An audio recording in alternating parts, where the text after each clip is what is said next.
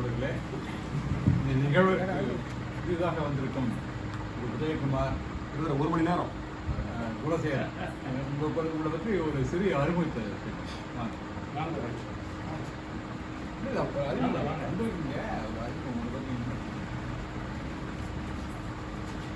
ஐயா நீங்களும். அனைவருக்கும் வணக்கம். எதேச்சியாக நண்பரை பார்த்தேன், அவர் தான் அந்த விஷயத்தை சொன்னார். ரொம்ப மகிழ்ச்சி, பயனுள்ள நிகழ்ச்சி தான். என் பேர் குணசேகரன், அடிப்பாளத்தில் தான் இருக்கேன். சொந்த ஊர் தஞ்சாவூர் மாவட்டம். இங்கே வந்து ஒரு பத்திரிகையாளராக இருக்கிறேன். ஒரு மருத்துவ இதில் நடத்திக்கிட்டு இருக்கேன். உங்களுடைய மருத்துவ இதில் கொஞ்சம் நேரம் கழிச்சு கொடுக்குறேன். சிறந்த நிகழ்ச்சி, எல்லோரும் ஒத்துழைக்கணும். நண்பர் வந்து ரொம்ப விரிவாக பேசினார். ஒரு 500-1000 ஆண்டுகள் வரலாறை வந்து எளிதாக என்னால் கற்க முடிஞ்சது. புத்தகம் படிக்கிறதுனா ஒரு வருஷம் படிக்கணும். நல்ல பயனுள்ள நிகழ்ச்சி, வாழ்த்துக்கள், நன்றி.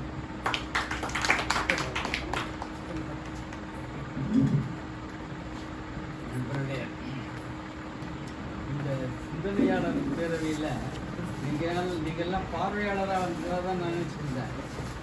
ஆனால் இங்கே வந்த பிறகு தான் தெரியுது நீங்கள்லாம் பெரிய சிந்தனையாளர்கள். கவிதைகள்லாம் நான் பார்த்து கேட்டபோது ஒரே பிரமிப்பாக இருந்தது. உண்மையிலேயே சாதாரண பார்வையாளர்களாக வந்திருக்கீங்க, ஒரு 10-20 பேர் கூடியிருக்காங்கன்னு தான் நினச்சிட்டு வந்தேன். ஏதோ பேச போகிறார் நம்ம இளங்கோ, நம்ம அப்பா காலத்துலேருந்து இருக்கிற பழக்கம். இளங்கோ நல்ல குடும்பமான தோழர். அவங்க அப்பா வந்து அலைகள் வெளியீட்டகம் தொடர்ந்து 20 வருஷமாக நமக்கு தெரிஞ்சது. ஒரு நல்ல இந்த காலகட்டத்தில் ஒரு நல்ல இலக்கிய விஷயங்களை தெரிஞ்சுட்டு ஒரு பெரிய அறிவாளியாக வளர்ந்துருக்கிறாருன்னு இது அவர் பேச்சு கேட்டு உண்மையிலே அவங்க அப்பாவே இப்படி தான் பேசுவார். அவங்க அப்பாவோட மணிக்கணக்கனாக பேசியிருக்கிறார். அவர் பல்வேறு விஷயங்கள் பற்றி படிச்சுட்டு வந்துட்டு பேசிட்டு இருப்பார். அவர் பிள்ளை அவருடைய மகன் என்பவர் அவரை விட ரொம்ப இந்த காலகட்டத்தில் வளர்ச்சி அடைஞ்சிருக்கிறாரு. ஆழமாக பல்வேறு விஷயங்களை பற்றி பேசியிருக்கிறாருன்றது நமக்கு. என்னை பற்றி உங்களுக்கு அறிமுகப்படுத்த வேண்டிய அவசியம் சொன்னார். நான் தமிழக மக்கள் ஒற்றுமை மேடையினுடைய மாநில ஒருங்கிணைப்பாளர் இருக்கிறேன். அருணனும் நானும் அந்த அமைப்பை நடத்துகிறோம். குறிப்பாக ஒரு செக்குலர் பிளாட்ஃபார்ம், மதசார்பற்ற ஒரு அமைப்பை தமிழ்நாட்டில் உருவாக்கணும் அப்படின்ற ஒரு எண்ணத்தோடு அதை உருவாக்கிருக்கோம். மதசார்பற்ற தன்மையோடு தான் நம்ம இருக்கிறோம் இந்தியாவில், தமிழ்நாட்டை பொறுத்தவரையில். ஆனால் இந்தியாவில் என்ன நிலை நடந்துட்டு உங்களுக்கெல்லாம் சொல்ல வேண்டிய அவசியம் இல்லை. மதசார்பற்ற தன்மை வேறு இருக்கிறதுக்கான எல்லா வேலைகளும் நடந்துட்டு இருக்கு. தமிழ்நாட்டில் மட்டும் கொஞ்சம் ஸ்லோவாக இருக்கும். ஆனால் இதை ஒரு 10-15 வருஷ காலம் நான் மட்டும் சொன்னால் இந்த அதிமுக இந்த கட்சிகளையும் அடிச்சுட்டு மீண்டும் வந்து இந்த ஒரு பெரிய அளவில் வகுப்புவாத சக்திகள் வேறுபடக்கூடிய ஒரு காலம் அது சமீபத்தில் வந்து அப்போது அதற்கு எதிராக நாம் மக்களை திரட்ட வேண்டியது. ஒரு பக்கம் தமிழை பாதுகாக்க வேண்டியது. ஏன்னா அதுவும் பிஜேபி போன்ற RSS போன்ற சக்திகள் தமிழுக்கும் உல வைக்கிறாங்க, எல்லாத்துக்கும் உல வைக்கிறாங்க. தமிழனாக வாழ்வதற்கு தகுதியற்றவன் என்ற நிலையை உருவாக்குவதற்கு எல்லா முயற்சியும் அவங்க பண்ணிட்டு இருக்காங்க.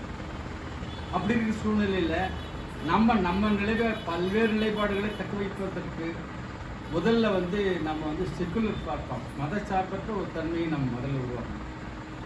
ஸ்ரீலங்காவில் நம்ம பார்த்தோம், அப்போது இன மொழி பிரச்சனைகள் வரும்போது அங்கே எப்படி ஒரு கலவரம் வந்து உருவாகி கடைசியில் அது வந்து அந்த நாட்டினுடைய அழிவுக்கே வழிகோல். அப்போ தமிழ்நாடும் இந்தியாவும் சரி, இந்த பாசிச சக்திகள் ஆட்சி வரும்போது அவங்க வந்து கண்டிப்பாக இந்த இன முதல்களை மத முதல்களை உருவாக்கி ஜாதிய முதல்களை உருவாக்கி இந்தியாவை கூறுபடக்கூடிய வாய்ப்பு இருக்குது. அதுக்கு நாம் மாதிரி முற்போக்கு சக்திகள் நம்ம இடம் கொடுக்கக்கூடாதுன்ற வகையில் தான் நம்ம முயற்சி பண்ணுறோம். தமிழ்நாட்டை பொறுத்தவரையில் இங்கே நம்ம ஒர்க் பண்ணிகிட்டு இருக்கோம். பெரியார் போன்ற அண்ணா போன்ற பெரிய தலைவர்கள் நமக்கெல்லாம் வழிகாட்டி போயிருக்காங்க. கம்யூனிஸ்ட் தலைவர்கள் சொல்லவே தேவையில்லை, அவங்க ரொம்ப அட்வான்ஸ்டாக பல்வேறு விஷயங்கள் நமக்கு சொல்லி போயிருக்காங்க. அந்த கருத்துக்களை நம்ம நிலைநாட்டி நம்ம மக்களை ஒன்றுபடுத்த வேண்டிய அவசியம் இருக்குது அப்படிங்கிறது தான் இன்றைக்கு நான் சொல்ல வேண்டிய விஷயம். ஏராளமான விஷயங்கள் சொல்லலாம், இப்போது அதுக்கான நேரம் இல்லை. இந்த அறிமுகத்தை தொடரும்.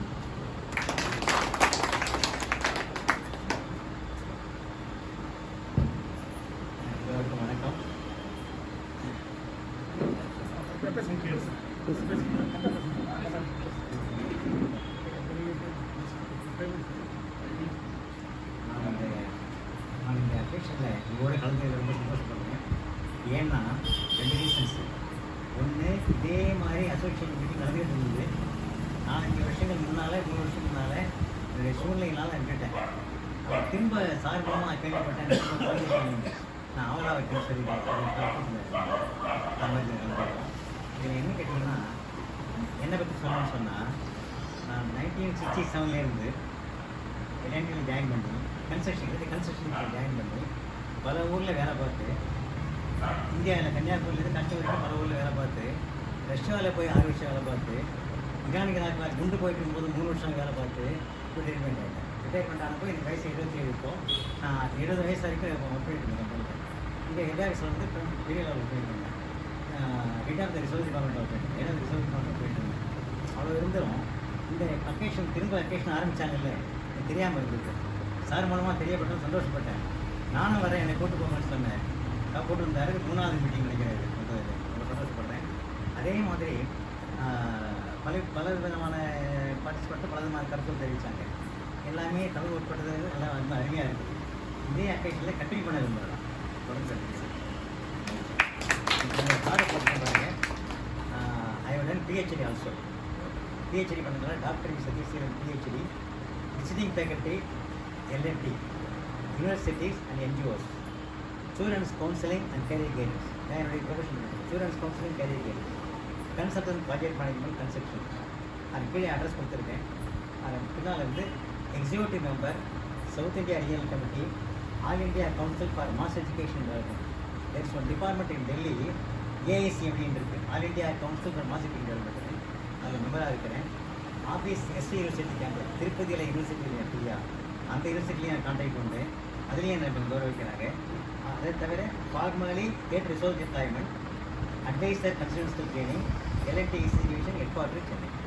இந்த காலேஜ்